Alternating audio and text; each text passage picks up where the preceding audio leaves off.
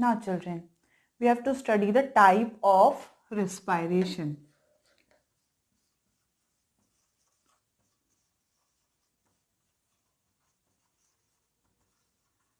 So first, on the basis of presence and absence of oxygen, respiration is of two types. First is aerobic respiration and second is anaerobic respiration. That if respiration occur in presence of oxygen, then it is aerobic respiration. And if respiration occur in absence of oxygen or in limited amount of oxygen, then it is a type that is known as anaerobic respiration. So what happened in aerobic respiration? First we talk about that. In aerobic respiration, glucose get broken down in presence of oxygen and it give rise carbon dioxide, water and energy.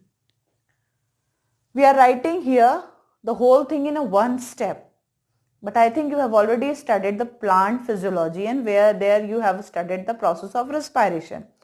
So this step actually does not occur as such. It involves first glycolysis, that is breaking of glucose to form pyruvate. Second, it involves link reaction, that is conversion of pyruvic acid to acetyl coenzyme A, that is known as link reaction. Then third step is Krebs cycle, in which you all know that acetyl coenzyme A and oxaloacetic acid combine and form first product, that is citric acid, and then further oxidation and reduction take place through which NADH2 and FADH2 and GDP is formed, and ultimately they regenerated the oxaloacetic acid for the second cycle. Okay. Then the fourth step is ETS, that is electron transport system, in which the coenzyme that are produced during the Krebs cycle, that is NADH2, ATP and FADH2 undergo the transportation and ultimately lead to the formation of ATP. And the next step is oxidative phosphorylation. So these are the steps which occur during the process of aerobic respiration. And ultimately we'll get the ATP, and the amount of ATP that we'll get is 38, out of which the net gain is about 36 ATP, because we are already used to ATP during the process of glycolysis. And all these processes you have studied in chapter respiration in plant. Now we talk about anaerobic respiration. So in anaerobic respiration in lower organism, the glycolysis will occur as such, means glucose will break down to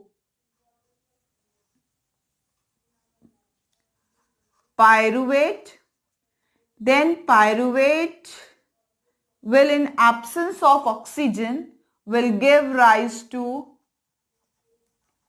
ethanol, carbon dioxide and ATP. Here ATP will be 2 only.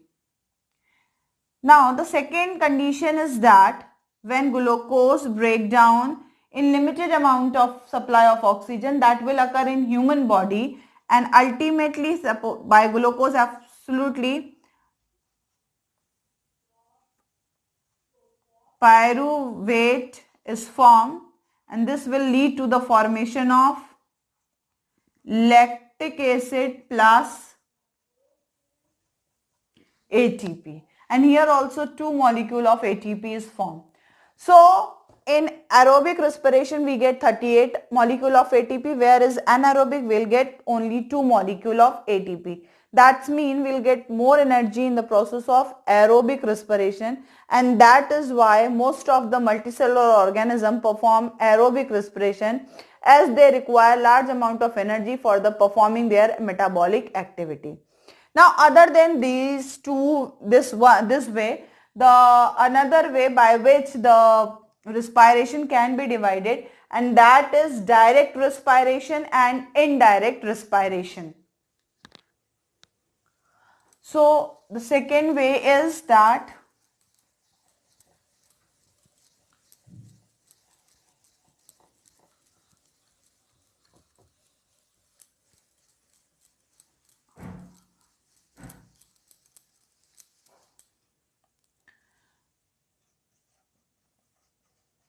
direct and indirect respiration. So how we are going to differentiate between the direct respiration and indirect respiration. So first is direct exchange of gas between cell and water. That is exchange of gas between cell and water or surrounding will occur in a process of direct respiration.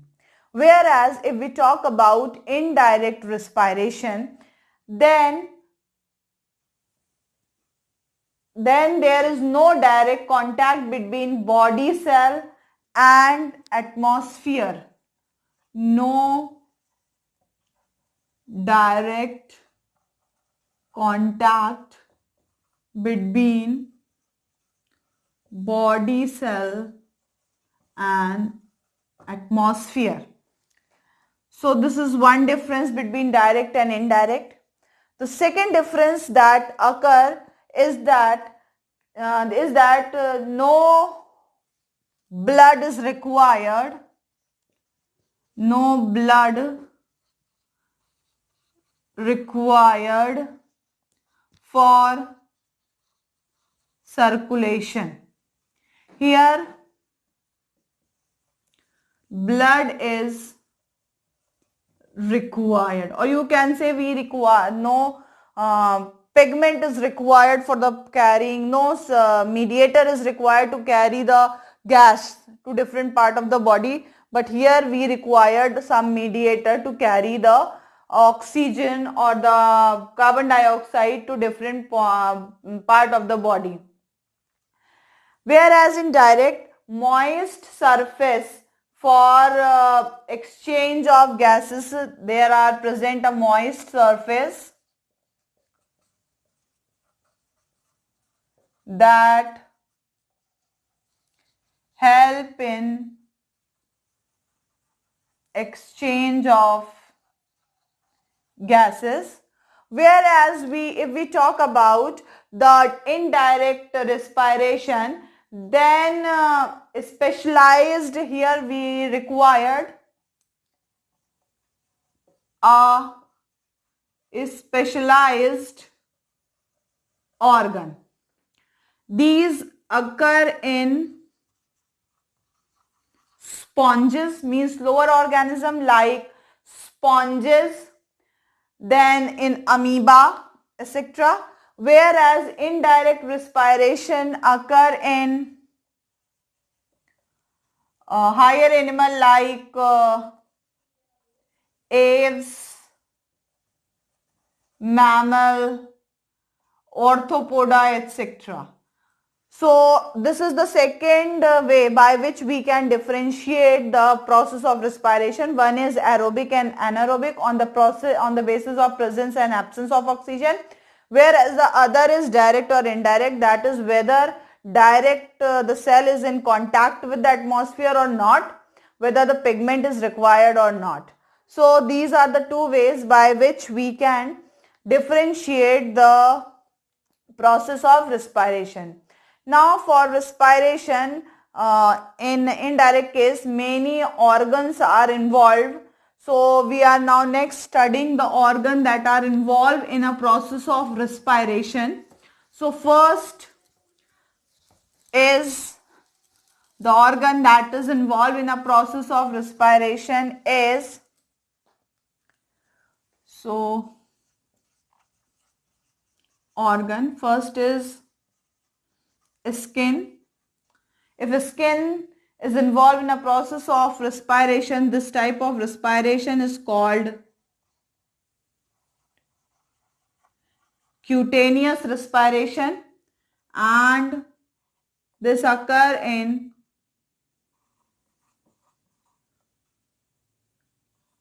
earthworm. The second type of respiration is gill. The organ is gill. So it is called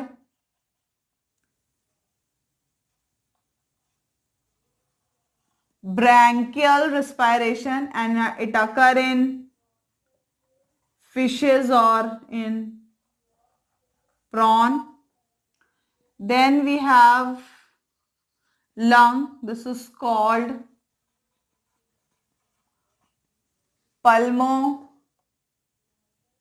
pulmonary respiration, and this is going to occur in mammals.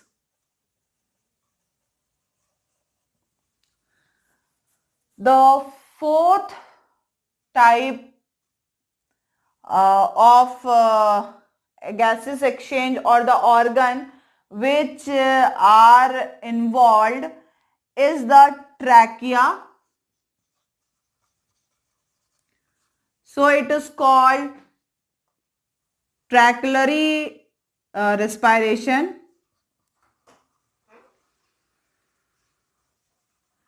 and it occur in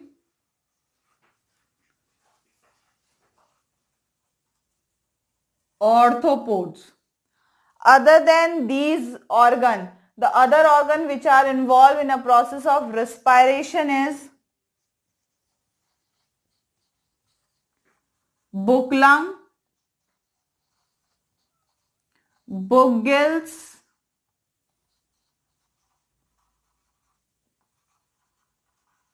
pulmonary sac. These are the other organ which are involved in a process of respiration.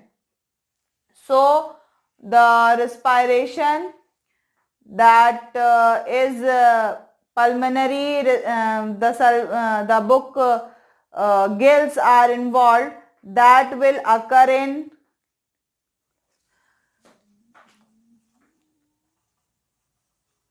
Lumulus, is the organism in which the book gills are involved in a process of respiration.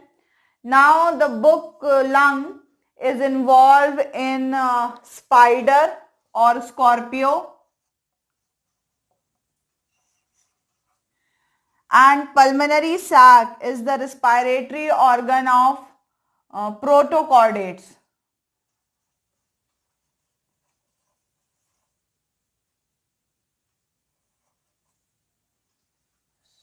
Sorry, not for protochordate. It is actually the modification of mantle. So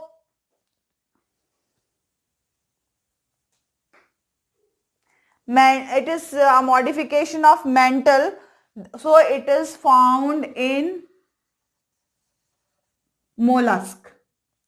Okay. So these are some respiratory organ that are involved in a process of respiration.